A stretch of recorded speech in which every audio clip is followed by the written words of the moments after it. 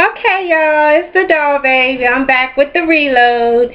Drank my little bit of water, got my inspiration back, and I'm back to finish the story. Okay, what I wanted to mention in all of this of my testimony that I'm giving to you guys is that in all of this, I did work. I worked for the government, and I had been with them around this time for a couple of years, and I also did hair in a salon, and I had been licensed for quite a few years. So I did the hair on the side in a salon, and I was a licensed cosmetologist, and I worked for the government, and the part of the government that I worked for was the IRS. So when I was going through all of this, I did work for the government and part-time in the salon and raised a son and took care of my grandmother and had a relationship. So this was a lot to handle. So doing all of this and trying to keep my health in check, of course I lived my life. So during that time, like I said, I think I ended up off on talking about they wanted to take the part of my brain that Dr. Ben Carson created that surgery, and I did get to meet him, and he's the world famous black doctor at Johns Hopkins Hospital who separated the twins, was successful in separating twins, and a lot of people who come to the country go there and get their twins separated, and he's a famous black doctor who did a lot of new innovations. I did get to meet him. He's a wonderful fella, and that was just one of the high points of my life, you guys. But anyhow, through all of this, my faith became stronger in the Lord. I did humble myself through everything.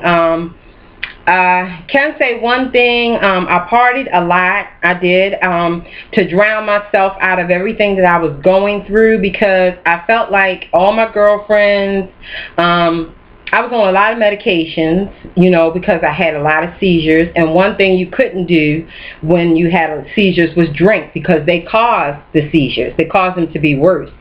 So everybody was micromanaging me, and that made me angry, and I wanted to have fun because I was always sick. I was always in the hospital. So I went out, partied. Sometimes I refused to take the medicine. I would take myself off of the medicine because everybody in my family was like on me all the time, and it just got on my nerves, and sometimes I wouldn't even go to the doctor. So I remember at one point I took myself off the medicine. I just partied nonstop. I was going to the club. I mean, getting my life. I mean, I was getting my life. I mean, like 3-4 times a week. I mean, I was partying, and I used to drink Smirnoff mixed with what was it? Smirnoff and Coke 45 mixed together. I mean, I used to get my life because I just felt like I was sick all the time, and if I didn't have leave, sick leave, if I wasn't in the hospital, I mean, I was just always sick, and my escape was partying and doing things out because I wanted to escape it all, and I didn't take it seriously. And then as time went on, and I got sicker and sicker, and because the periods that I was well, I could be well for 3 years, and then boom, something come up, you know, and my son started growing up, and things started happening. I think I had probably a good 5 or 6 years of non-sickness and just going through the seizures, and it came up that boom, they found an aneurysm. And I was like, wow. And I was drinking. And so I started blaming myself. So I stopped drinking. I stopped partying. And they said they needed to do surgery. So this was my second surgery at this point. And I was like, wow, you can't keep going up in somebody's head and it not affect them. You know, I'm like, am I going to be able to really function? You know, am I going to be able to drive? Am I going to be able to do this? Am I going to be able to do that? You know, and right before that, my family didn't want me to drive anymore because I had seizures. And people knew I was drinking, and people knew I was doing stuff I shouldn't have been doing, you know. I didn't do anything else but drink. But I was doing stuff like not getting my proper rest. You know, I would go to work and then leave my job, my 9 to 5, and then come home, go to the salon, do hair, and then come home. That's too much, you know, for a person like me that need to get their rest and take their medication. And then come home and go to the club. That's too much. So I tried to continue to do that, knowing I had this aneurysm in my head and I needed surgery on it.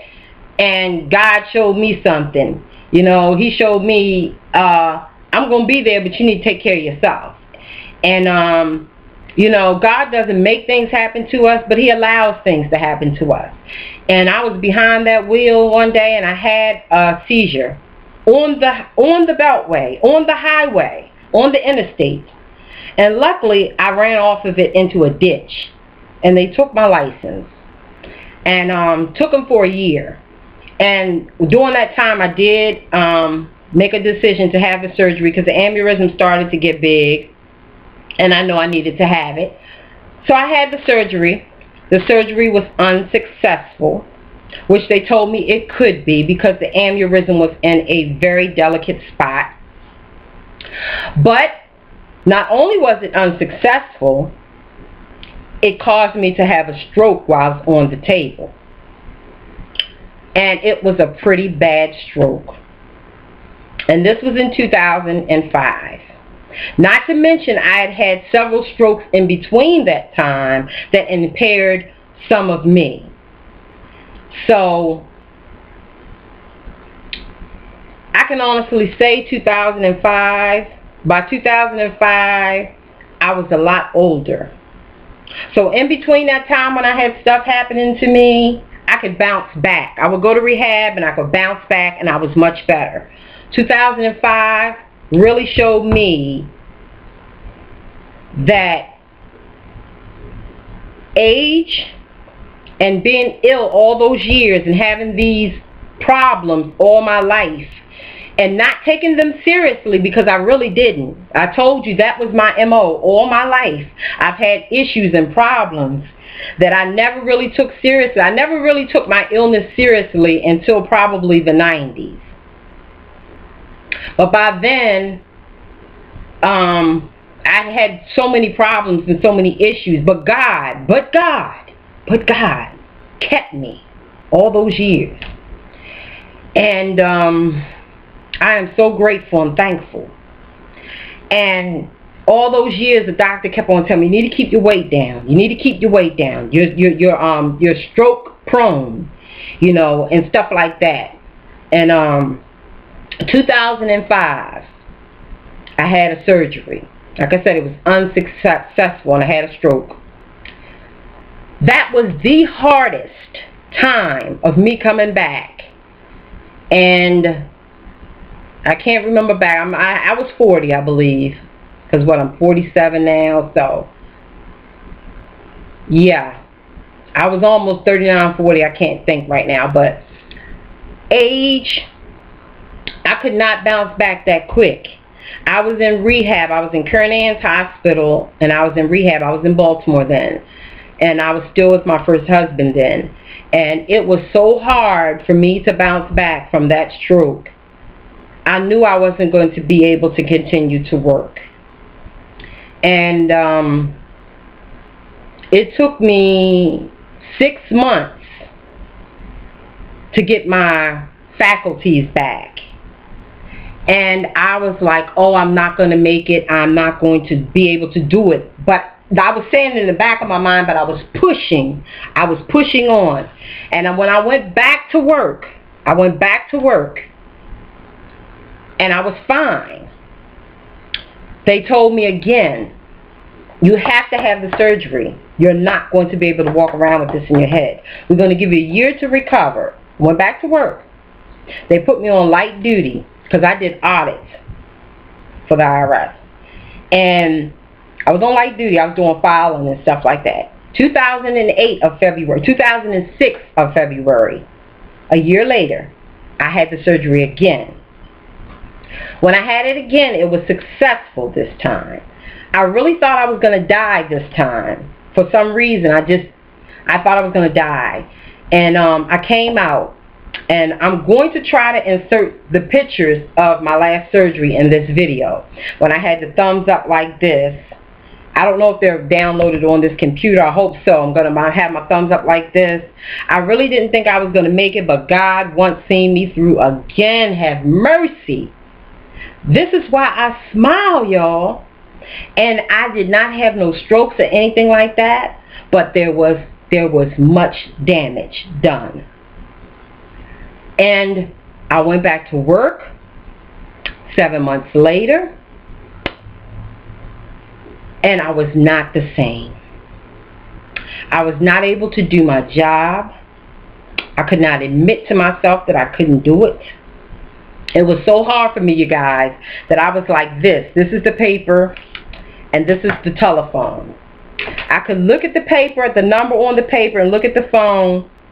I could not remember the number to dial it. I would go 811. I couldn't do that. And my boss, she was so sweet. She came out and said, Doll. Now, my real name is Darlene, but everybody that knows me, they call me Doll.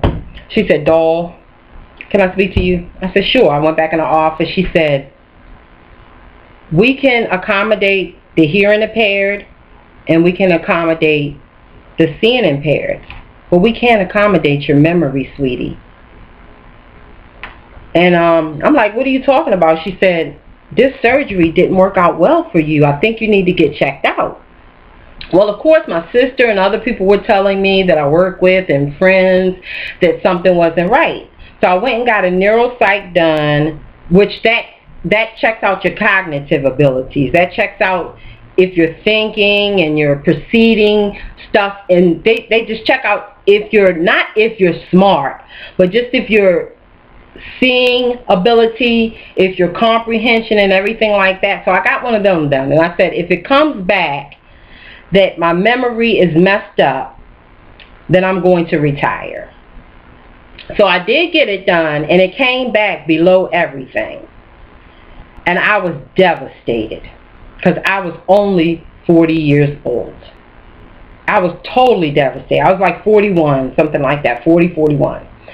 And I went to my union rep president, and I told him, and he was like, his name was Henry. Henry was like, Dog, come on now. They're not going to give you a retirement. You're not that old. He didn't even know I was 41. He said, I look younger. He was like, hey, you're only in your 30s. You're early 30s or something like that. I said, no, Henry, I'm 41. He was like, what? He was like, well, I don't know. But my paperwork was so straight. Everything. My paperwork was so straight. I had been just excellent. Everything was so straight, and I had been with the government for so long. So immediately, I got my retirement. Within 6 months after I got it, I got a full retirement. So I was straight with that. I'm so happy about that. I got my full retirement, and I was just straight that I did get that. And nothing, I didn't have to fight for that. But I just told my story to let you know that a day-to-day struggle, it is so hard and even after I retired, it's hard. Because to go to work and get up every day and fend for yourself and make the type of money that I made and provide for yourself and to be an independent woman and to know that you have a disability, and even though it's not visual, and even though you cannot see it, because even my friend, who a lot of you did go and sub to, Miss Brand New Kind of Me, known me now for over 3 years since I moved here to the mountains.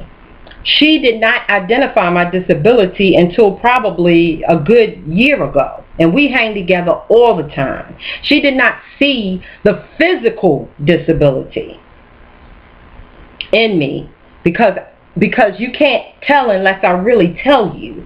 And you can't see it unless I really tell you. But the day-to-day struggle is there, baby. It is there. So I feel you, Pebbles. I'm sorry. I feel you, Petals. Every day it is a struggle to get up. And even when you're not feeling good, like today I got up and I was like, oh my gosh. Yesterday I took a walk, a long walk, you guys. And it was probably about a mile, maybe a mile and a half. And it literally man down. And something like that wouldn't have done that to me, but I was man down. But I'm just so blessed to be able to walk because I wasn't able to do it on 2 and 3 occasions. So yeah, I smile. I'm bright and bubbly all the time. This is my real personality. No joke, you guys. Everybody that knows me knows that that's the way that I am. I'm in the store and I'm like, hi, how you guys? How y'all doing? You know, that is me really. And my son be like, Mom, please don't do that. Please don't talk to everybody that you know. I mean, please don't talk to these people you don't even know in this store. I'm like, son, who cares if they don't speak to me? He gets literally angry. People get angry. My husband be like, oh, Lord, here she go. But it does not matter. I mean, tomorrow is not promised. If you've been where I've been, you will be the same exact way. God, I am just so thankful, you guys. That's why a lot of times I come on here, I'm just cheesing, and I'm just cheesing because I am so happy. Yes, not every day is a good day, but guess what? My good days definitely outweigh my bad days, because every day above ground is a great day. And when I go to my doctor and my doctor tells me bad report, yeah, my head is hang low. That's why I was so happy that I lost that 25 pounds, because guess what? That means that I'm going to live. I don't have to worry about the fact that I might not live no more, that I might not have life. Because it means that to me. It means that to me. So Petals, I feel you, girl. You can lose that weight. You can do it. You can do it. So I thank all of you who listened to my testimony. And I hope it has inspired someone. I hope it has helped someone. I hope it has helped someone to understand who I am and why I'm so jolly and bubbly and why I smile so much and why I bless you guys' pages so much and why I am so happy to be here and why I just love my God. You guys, thank you. Have a lovely day. And I'm sorry I did such a long video, but you know what? I had to get it out there. Thank you, guys. And I did it without no tears. Bye-bye.